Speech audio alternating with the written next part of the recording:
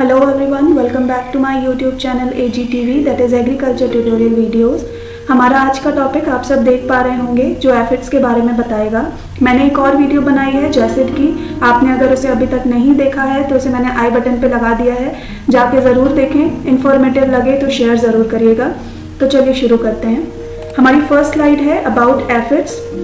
Aphids soft bodied मतलब नरम शरीर वाले कीट होते हैं जो अपने पियर्सिंग टाइप माउथ पार्ट से सेल सैप को चूसते हैं। अब ये पियर्सिंग टाइप माउथ पार्ट्स क्या होते हैं, एक एग्जांपल देके समझा देती हूँ आप लोगों को। मच्छर हमारी बॉडी में निडल जैसे माउथ पार्ट डालकर खून चूसते हैं, उसी तरह एफिड्स पौधे में अपनी चोंच डालकर पत्तियों के अंदर से सेल सैप को चूसते हैं। अब ये सेल सैप क्या होते हैं आपको अगर नहीं पता है तो जो आई बटन पे मैंने वीडियो लगाया है वहां से आप देख सकते हैं। एफिड्स हमेशा टेंडर टर्मिनल ग्रोथ, जिसे निविदा टर्मिनल विकास कहते हैं, उसमें कॉलोनी बनाकर मतलब इकट्ठे रहते हैं। एफिड नरम शरीर के कीट होते हैं जो पियर शेप्ड होते हैं मतलब नाशपाती के आकार के, जिनकी लंबाई 1/8 होती है और ये कई कलर जैसे green, yellow, orange, black, grey और वाइट में पाए जाते हैं। निम्फ और अडल्ट एक जैसे होते हैं, सिमिलर दिखते हैं।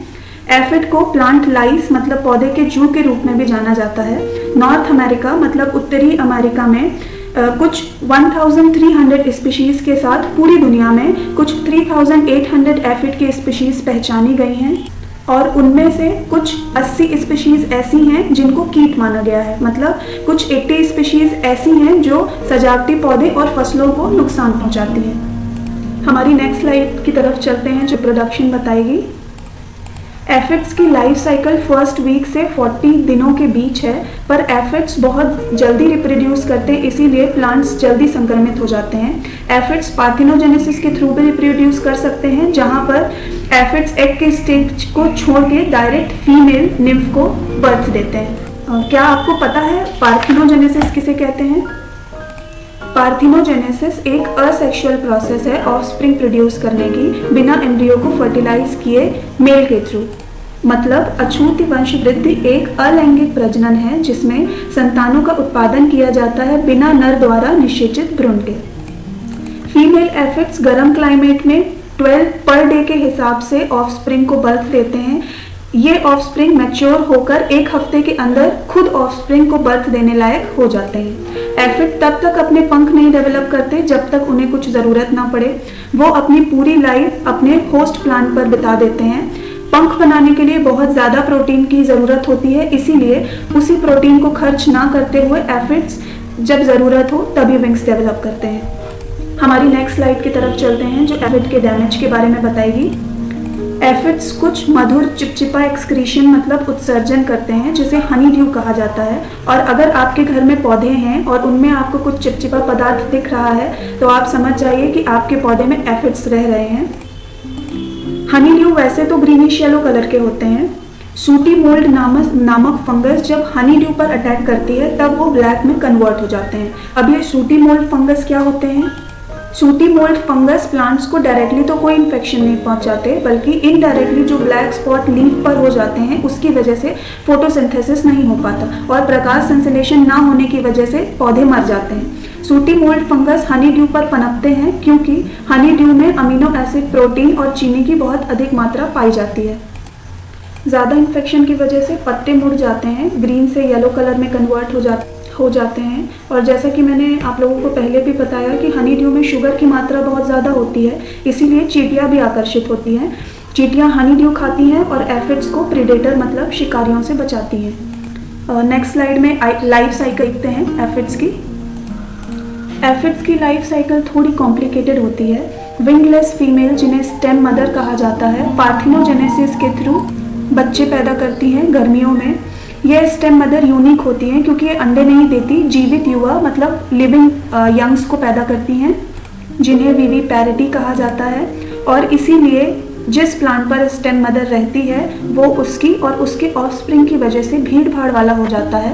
जब ऐसा होता है तब कुछ ऑफस्प्रिंग अडल्ट में डेवलप होकर अपने विंग्स डेवलप करके दूसरे पौधे पर रहने लगते हैं, उड़ जाते हैं। गर्मियों में मेल एंड फीमेल दोनों पैदा होते हैं और इन मेल और फीमेल की वजह से जो ऑफस्प्रिंग पैदा होते हैं वो सर्दियों तक जीवित रहते हैं। ठीक है, हमारी नेक्स्ट स्लाइड की तरफ चलते हैं जो एंट्स और एफिड्स के रिलेशन के बारे में बताएगी। एंड एफिड के बीच में एक सिम्बायोटिक रिलेशन मतलब सहजीवी संबंध देखा जाता है, जैसा संबंध भेड़ बकरी और उसके संभालने वाले के बीच में होता है। एफिड्स हनी ड्यू सिक्रीट करती है जिसमें शुगर की बहुत ज़्यादा क्वांटिटी रहती है, मात्रा रहती है। एंड एफिड के अंडों को ठंडियों में प्रोटेक्ट करती है और न्यूली हैच्ड एफिड जो अंडों से तुरंत और नए नए बाहर आते हैं उसे होस्ट प्लांट तक पहुंचाती है, जहां से एफिड्स पत्तियों में फीड करते हैं और आंट्स हनी ड्यू में।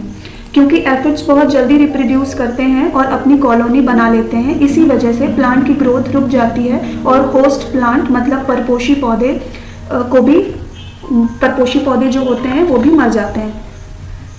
एफिड्स एक प्लांट से दूसरे प्लांट तक वायरस को भी ट्रांसमिट करते हैं जो पौधों के लिए बहुत ज़्यादा टॉक्सिक होते हैं। अब हम कुछ एफिड्स के टाइप देख लेते हैं नेक्स्ट स्लाइड में। वैसे तो वर्ल्ड वाइड 3800 स्पीशीज़ हैं, पर 80 हानिकारक स्पीशीज़ हैं। उन 80 स्पीशीज़ में से कुछ स्पीशीज़ मैं बता देती हूँ, आप स्लाइड पे देख लें।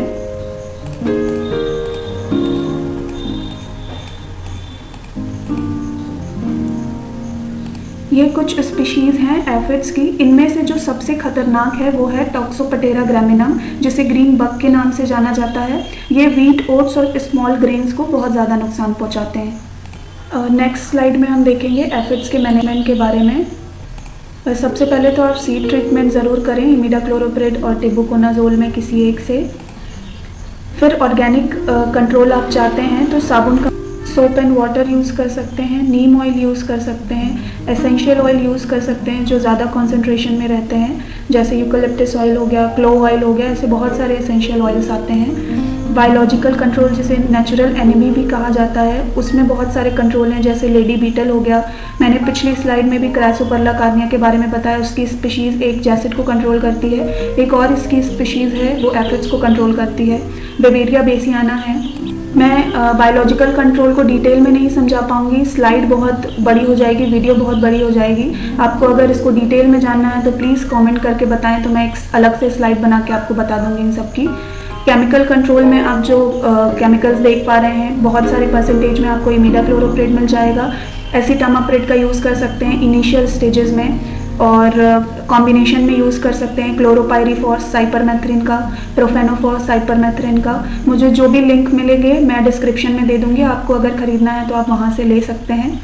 इन सब की डोजेज आपको अगर जानना है, कैसे यूज़ करते हैं, ये सब जानना है तो प्लीज़ कमेंट करके बताएं, मैं सारी डिटेल आपको दे दूँगी।